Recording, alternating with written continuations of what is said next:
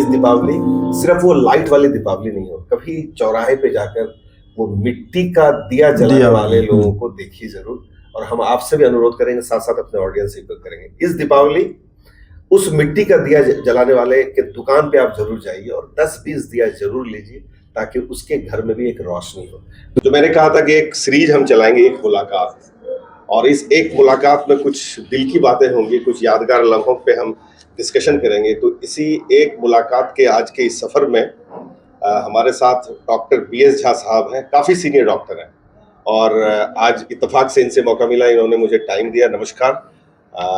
आज हम एक मुलाकात एक बहाना है।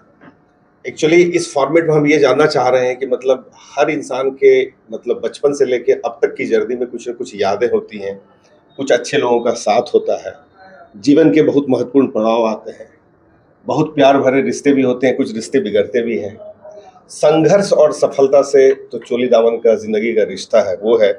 और एक्चुअली इस मुलाकात के बहाने आपसे कुछ ऐसी बातें करेंगे जो कि मतलब हमारी और आपकी बात कम से कम किसी के दिल में जाए। तो हम सबसे पहले इस फॉर्मेट में जो हमारा एक पहला क्वेश्चन होता है, आपकी बचपन की एक मीठी याद है, उसको कैसे को रिलेट कीजिएगा। अभी अगर अचानक आप आंख बंद कीजिए, वो ब्लिंक में आएगा कि मतलब वो मेरी पुरानी याद है, बड़ी हसीन यादें थी, उसके बारे में कुछ बताइएगा।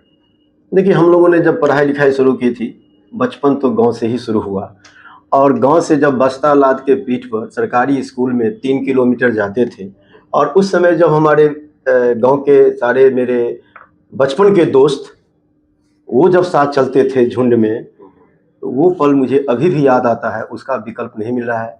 कभी जाते वक्त किसी के बगीचे में कभी कोई नींबू तोड़ लेना, कहीं किसी के बगीचे के आम तोड़ लेना, किसी में से खीरा किसी के बाड़ी से ले लेना और रास्ते में खाते जाते रहना। बहुत बड़ी बात। लगता है कि वो समय फिर आ जाए तो बहुत अच्छी बात है।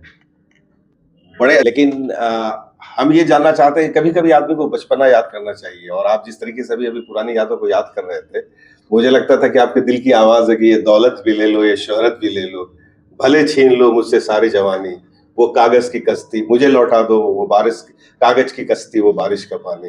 तो यही दिलचस्प बात तो ये है कि एक बार हमारे झुंड में से एक दोस्त को एक बगीचा का जो रखवाला था वो पकड़ लिया। अब उसके बाद जो हम लोगों को मशक्कत करनी पड़ी उसको छुड़ाने के लिए एक हम लोग पैर पकड़े उस रखवाला, बोला कि हम तो नहीं छोड़ेंगे। तो हम लोगों ने वादा किया कि अब आपका पैर में से कोई आम भी नहीं तोड़ेंगे। तो रियली वो याद जो है सो अभी भी बहुत ही रोमांचक है मेरे लिए।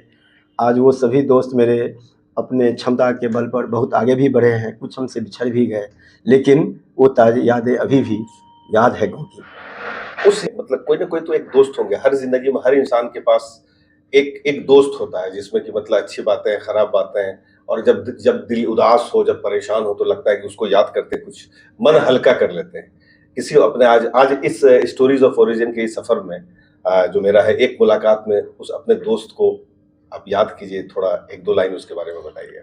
एक दोस्त मेरा है और वो भी डॉक्टर ही है, और हम लोग साथ पढ़े हैं, साथ रूम में रहे हैं, और अभी भी हम उसे अपने परिवार या व्यक्तिगत और या कोई नौकरी से संबंधित कभी भी कोई परेशानी होती है या घर की बात हो तो हम उससे शेयर करते हैं।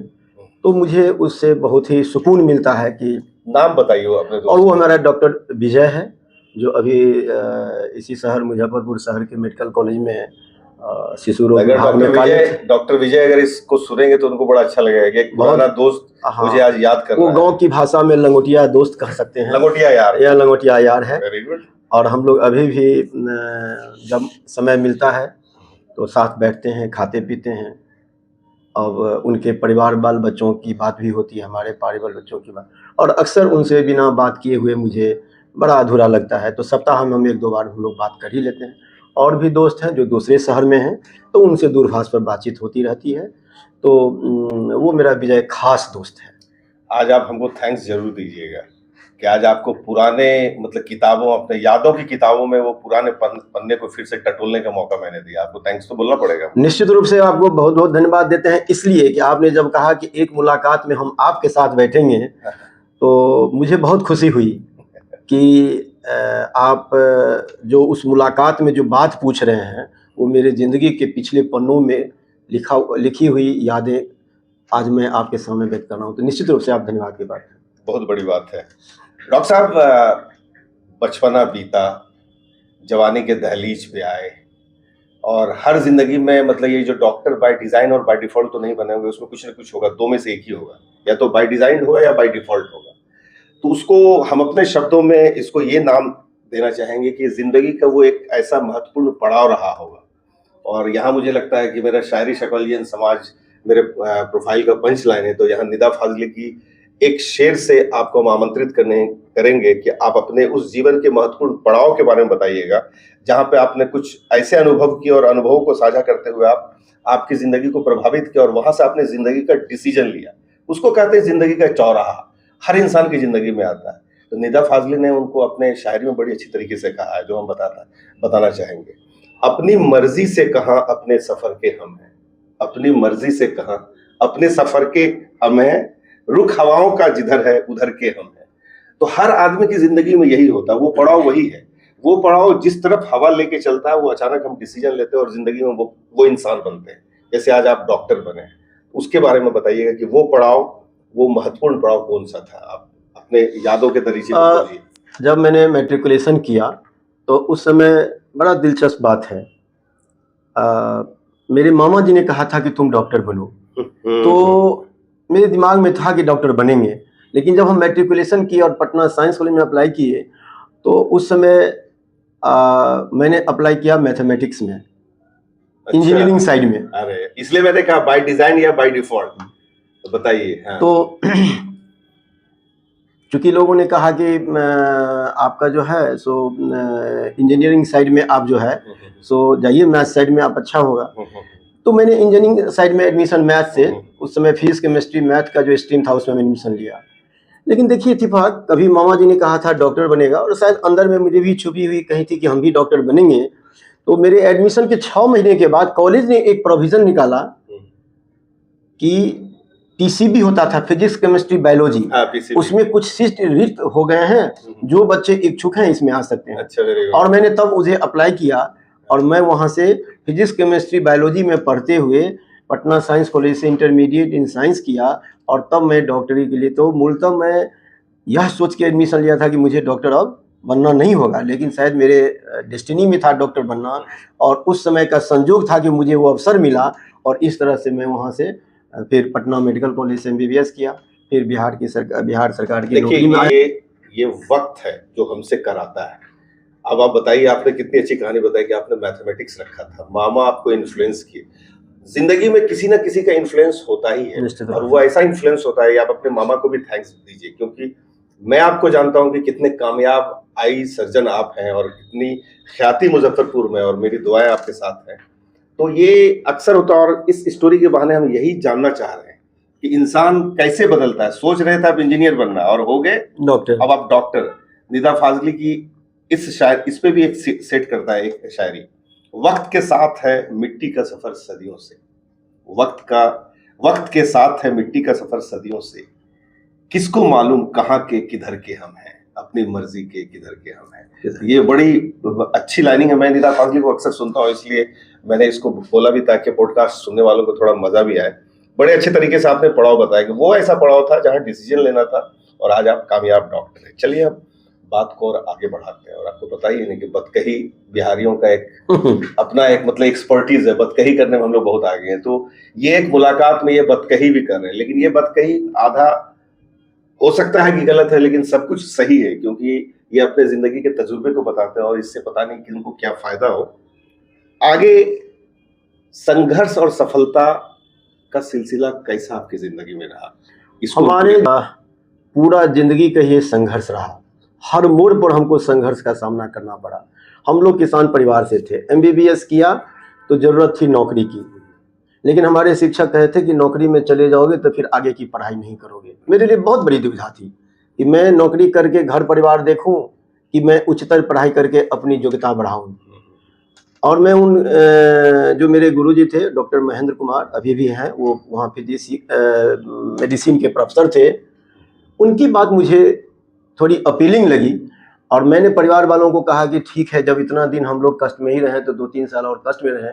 यहाँ भी मैं उन्हीं गुरु के इन्फ्लुएंस से आज पोस्ट ग्रेजुएट डॉक्टर बना, स्पेशलिस्ट बना। बहुत नहीं तो मैं यह सोच के चला था कि मेरे लिए MBBS ही अंतिम पड़ाव है और हम MBBS करके सरकार की नौकरी में ज्वाइन करेंगे, तो वहाँ भी MBBS होके कहीं नौकरी करता। तो इस तरह से कई जगह डिसीजन लेने में संघर्ष हुआ, कई जगह फाइनेंशियल प्रॉब्लम हुआ, किसान परिवार में उतनी आय नहीं होती है, हम घर के बड़े बेटे थे, मेरे भाई सब भी छोटे थे, सारे लोग पढ़ाई लिख रहे थे, गार्जियन को बड़ी तनाव, आर्थिक स्थिति तंगी का महसूस करना पड़ता था। फिर भी मेरे पिताजी ने किसान होते ही बोला कि ठीक है, तो ना पिताजी ने हिम्मत हारा और ना आप अपना हिम्मत। हाँ, तो मैं देखिए यही बहुत बड़ी बात है। देखिए ये मैं संघर्ष की बात इसलिए करता हूँ कि आज के डेट में जो जेनजी है ना, वो सोचता है कि आंख खोलने के बाद मेरी जिंदगी में सारी खुशियां आ जाए, लेकिन दोस्तों जिंदगी इतनी आसान नहीं है। संघर्ष में जो उस बोलते हैं कि मतलब उस चूल्हे में जितना तपता है और सोना उतना ज्यादा निखरता है। तो ये हमारे जिंदगी के लिए भी ये एक सबक होगा कि बिना संघर्ष के आपको सफलता नहीं मिलेगी। जो डॉक्टर साहब बता रहे हैं कि एक किसान का बेटा और एक सक्सेसफुल डॉक्टर, आज नामचीन डॉक्टर है, तो ये बहुत बड़ी बात है। और साथ ही साथ आपने अपने उस गुरुजी का नाम लिया, जिनको हम भी प्रणाम करते हैं, कि जो आपकी जिंदगी में बहुत कैटलिस्ट का रोल किए। अदरवाइज आप तो MBBS से ऊपर का सपना ही नहीं देखे थे, लेकिन आपको MBBS से आज ये हायर पोस्ट ग्रेजुएट की डिग्री दिलाना और ये ख्याति दिलाने में उनका भी बहुत बड़ा योगदान है। इसीलिए तो कहते हैं शायर अक्सर बड़ी अच्छी चीज बोलते हैं, हर तरफ हर जगह बेशुमार आदमी, फिर भी आदमी का है मददगार आदमी। हर तरफ हर जगह बेशुमार आदमी, फिर भी आदमी का है मददगार आदमी। तो मददगार मुझे भी मिलता है मेरी जिंदगी में आपके, और ये जिंदगी खत्म नहीं हुई, मतलब मरते दम तक, जब हम मर जाते हैं और जब घाट ले जाया जाता है, जब कब्रिस्तान ले जाता है, उस वक्त भी 4 लोगों की जरूरत जरूर पड़ती है। तो ये इंसानियत को जिंदा रखना बड़ा जरूरी है। अब चलिए हम आगे पड़ाव पे जाते हैं। बड़ा मजा आया डॉक्टर साहब, मतलब एक इंटेलेक्चुअलिटी आपसे झलकती है, और सबसे बड़ी बात की बड़ी सादगी से आपने सारी बातों को मेरे सामने रखा है। मुझे लगता है कि हमारे ऑडियंस को बड़ा अच्छा लगेगा। एक इंटेलेक्चुअल पर्सनालिटी किसी चीज को छुपाए बिना अपने संघर्ष की कहानी को यहाँ पे बयान करता है, तो हम मानते हैं कि ये चीजें बड़ी अच्छी होंगी, लोगों को फायदा होगा। अब आखिरी, आपके सपने, इस उम्र में आपके लक्ष्य या लक्ष्य पा चुके हैं? नहीं, लक्ष्य सपने, अभी तो मैं सरकारी नौकरी में हूँ। अब 1-2 साल में मेरा जब रिटायरमेंट होगा तो मैं पूर्ण रूप से स्वतंत्र रूप से आगे जो अपना मेरा स्पेशलिटी है ऑप्थेल्मोलॉजी, आई, उसमें मैं कुछ और बेहतर करना चाहता हूँ। मैंने पूरी निष्ठा से सरकार की नौकरी की है, तो कुछ चीज़ें हैं जो यहाँ रहते हुए नहीं किया जा सकता है, लेकिन वो जब मैं सरकार की नौकरी से सेवानिवृत्ति लूँगा तो मैं इस फील्ड में जो मेरे दिल में है कि समाज के लिए कुछ हमको और बेहतर तरीके से चाहे मदद करनी है, चाहे सरकार के लिए और अपने समाज के लिए और अपने व्यक्तित्व के लिए, तो कुछ है वो मैं सोच रखा हूँ। अभी आगे के जो दिन है उसको हंसी खुशी, और मैं जहाँ तक जानता हूँ आपके बैकग्राउंड के, आप बड़े खुशनसीब फादर भी हैं, बिकॉज कि आपके बच्चे बड़े सक्सेसफुल है और फॉरेन में रहते हैं, बड़ी अच्छी जिंदगी जीते हैं, और अभी आप भी एंजॉय करके आए हैं, अभी 1 महीने फॉरेन में रह के आए हैं। तो लेकिन उसके बावजूद भी एक उम्मीद है, और हर इंसान को रहना चाहिए कि मतलब सोसाइटी के काम आए। ये बड़ी अच्छी, और हम सल्यूट करते हैं आपके इस जज्बे को। डॉक्टर साहब, रादर टू सेइंग कि ये एक मुलाकात स्टोरीज ऑफ ओरिजिन में, ये सिर्फ मुलाकात और बतकही नहीं है। ये जो मुलाकात है that is a voice of struggle and hope. कि आप ऐसे कामयाब इंसान, वो अपने स्ट्रगल की भी कहानी बताते हैं, और अपने होप की जिंदगी के जिस पड़ाव पे हैं अभी वो, अब रिटायरमेंट होने के बाद भी वो चाहते हैं कि नहीं भैया, और मतलब हमारा जो आई स्पेशलिटी है उसको आगे करना है। तो लास्टली आप क्या संदेश देना चाहेंगे हमारे ऑडियंस को, नौजवानों को और हम उम्रों को? निश्चित रूप से धैर्य नहीं खोना चाहिए। हमारे जितने साथ में लोग काम करते थे, बहुत लोगों ने सरकार की नौकरी को छोड़ा, कुछ बेहतर भी किए, कुछ बेहतर नहीं कर पाए। तो जो चीज़ आपके दिल में है, तमन्ना में है, उसमें आप धैर्य जरूर रखिए। धैर्य रखने से, परिश्रम करने से वो मिलता है। निश्चित रूप से कहेंगे कि आप जो करना चाहते हैं जरूर सपना देखिए। उस सपना देखने और उस सपना को पूरा करने में बेचैन नहीं होइए। बिल्कुल, मतलब सहिष्णुता से, हाँ, पेशेंस के साथ अपनी मंजिलों की तलाश करें, और कुछ भी करिए तो मैं जरूर कहूँगा कि अपना जो सेहत है आप जरूर बरकरार रखिए। जब आप फिजिकली और मेंटली माइंड रहेंगे तभी आप कुछ कर पाएंगे समाज के लिए, परिवार के लिए और अपने लिए भी। तो आजकल का जो जनरेशन है वो बहुत ही कोई चीज़ जल्दी प्राप्त करना चाहता है, बेचैन हो जाता है। तो मुझे लगता है कि इससे उनको परहेज़ करना चाहिए और निश्चित रूप से आगे बढ़ने के लिए, वो कैरियर को आगे बढ़ाने के लिए, जश को प्राप्त करने के लिए, धनोपार्जन के लिए मेहनत तो करना ही चाहिए। और मेहनत के साथ यदि धैर्य रखते हैं तो शायद आपको मंजिल मिल जाती है। ये बहुत बड़ी बात है। देखिए, बड़ा मजा आया आज बात करके। That is my second story. और जब मैं एक मुलाकात मेरे दिमाग में आया ये बेबी स्टोरीज ऑफ ओरिजिन में, मुझे लगा कि इस एक मुलाकात में क्या बात हो, क्या संवाद हो, तो बहुत तरह की बातें आई। लेकिन अचानक ये फॉर्मेट जब हम डिजाइन करने लगे कि ये क्रिएटिव कंटेंट क्रिएटर के लिए बहुत बड़ा चैलेंज हो जाता है कि मतलब जो भी कहानी उठाए वो हर दिल की कहानी हो, हर तमन्नाएं हर दिल में उपजता हो, और उस तमन्नाओं को एक सक्सेसफुल आदमी के साथ जब कोरिलेट करते हैं तो उनके संघर्षों की कहानी को सुनने के बाद वो कुछ मतलब अपने आप को अच्छा फील करें और अच्छी तरीके से अपनी जिंदगी जिए। मुझे लगता है कि आज आपके इस सफर में, आज इस एक मुलाकात में मुझे बड़ा मजा आया और मेरे सुनने वालों को, देखने वालों को बड़ा मजा आएगा।